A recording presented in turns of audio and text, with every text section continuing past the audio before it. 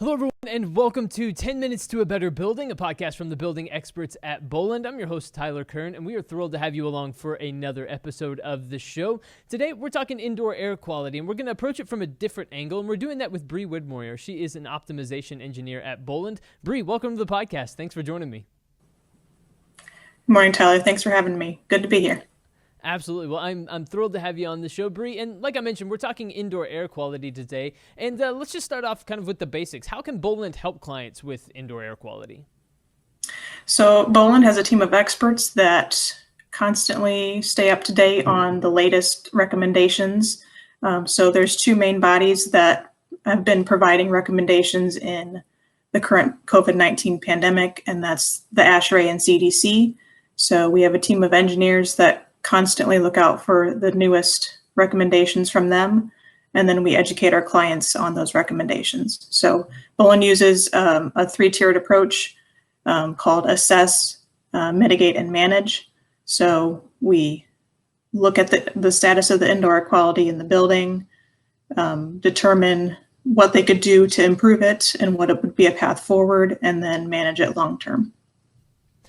So you mentioned those recommendations from ASHRAE and the CDC. So can you list off a few of the biggest recommendations these days when it comes to indoor air quality from those particular entities that you're passing along to clients these days, especially as it relates to indoor air quality? And I think it's a bigger topic of conversation now as a result of the pandemic. More people are interested in it. So what are some of those larger recommendations you're passing on to people? So the most general recommendation is that outdoor air is your friend.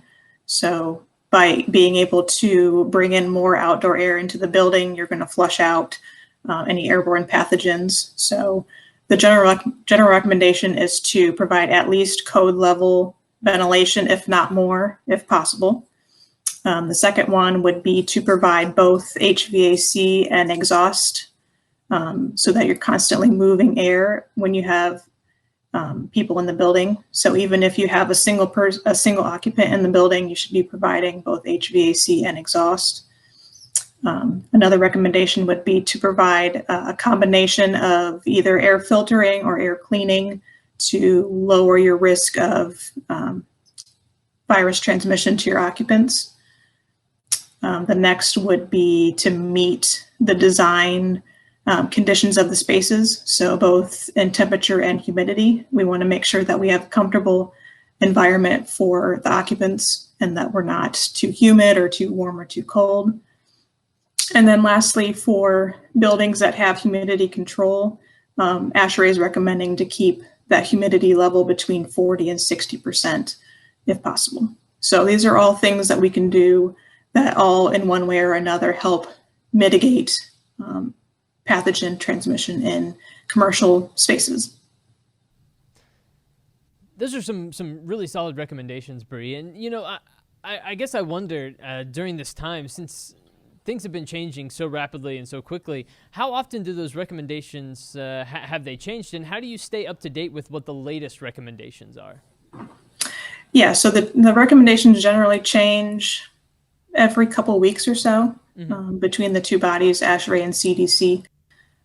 So usually about once a week, I'll go on there and look to see if there's any new recommendations and then update the internal teams as needed.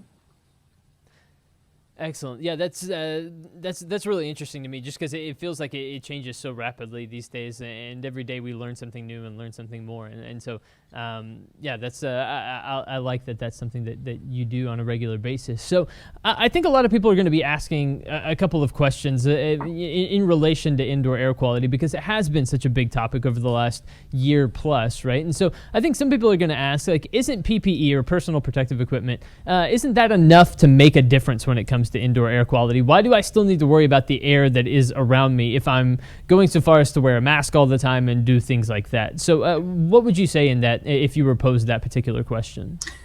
Right. So it really just depends on the client's risk tolerance.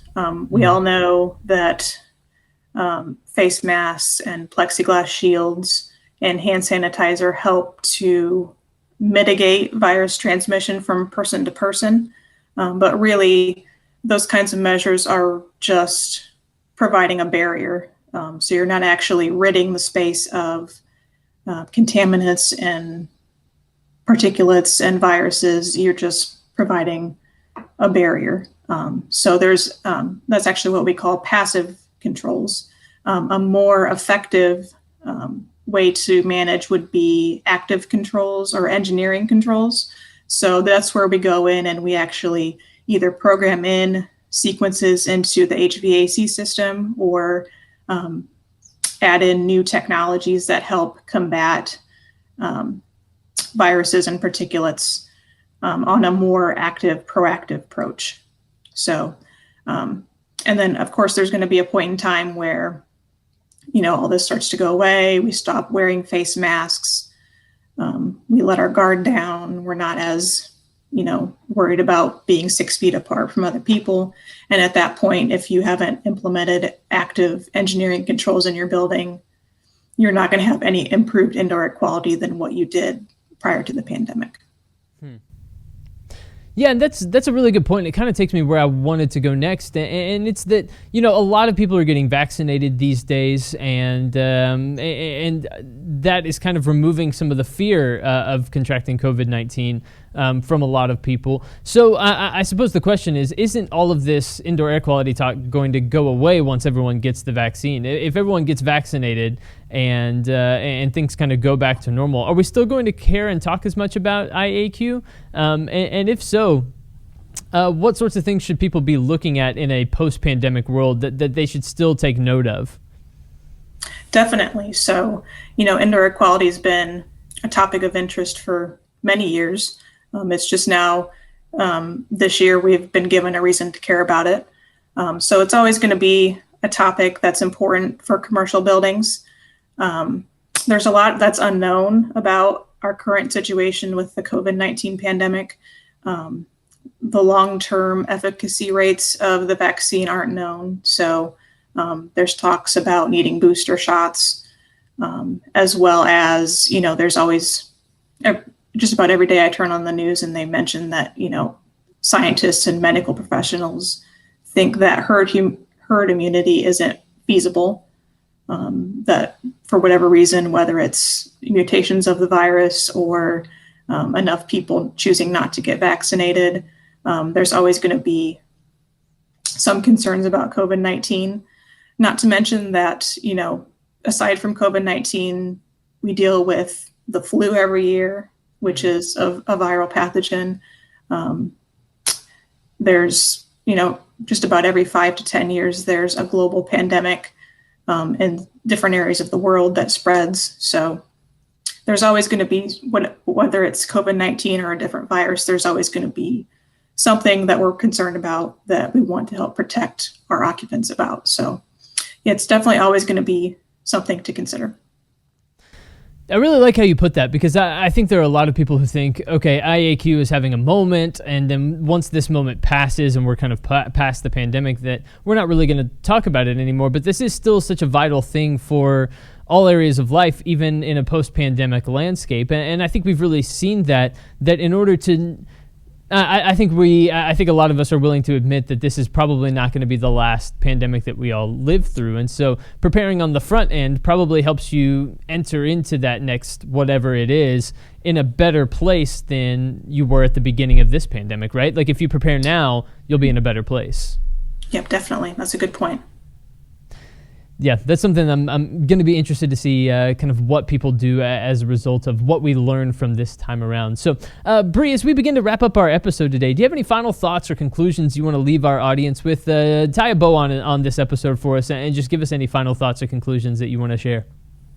Sure. So, Train's done a lot of research about not just COVID-19, but the virus in general and indoor air quality. And, their studies have shown that people spend roughly 94% of their lives inside, whether it's at home, in a place of business, at school. And we've all had days where, we get the 2:00 wall where it starts to get stuffy in the building. You start to get sleepy or tired. and you just need to go outside and go take a walk. But, what if we could, as a society, get to a place where we improved our indoor air quality to the point where we didn't feel the need to go outside to feel better?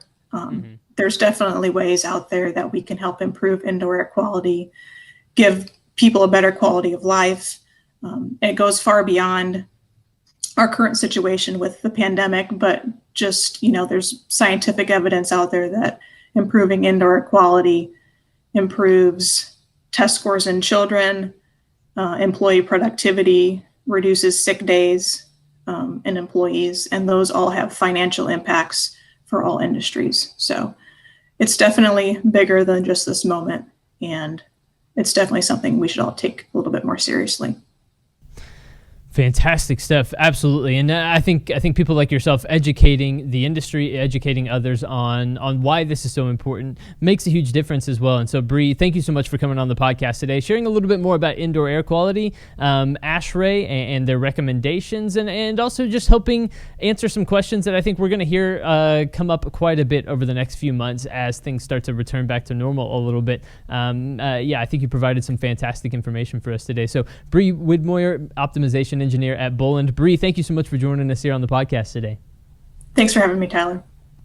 Absolutely. And everyone, thank you for tuning into another episode of 10 Minutes to a Better Building, the podcast from the building experts at Boland. It's been a blast having you all along with us today. Of course, we have a lot of episodes of the podcast already in the tank you can go listen to on Apple Podcasts, Spotify. You can visit Boland's website as well. Anywhere you like to listen to podcasts, you can find 10 Minutes to a Better Building. Go and check out some of the previous episodes of the show. And while you're there, subscribe to stay up to date with the latest from the experts at Boland. But for this episode, from my guest today, Bri Widmoyer, I've been your host, Tyler Kern. Thanks so much for listening.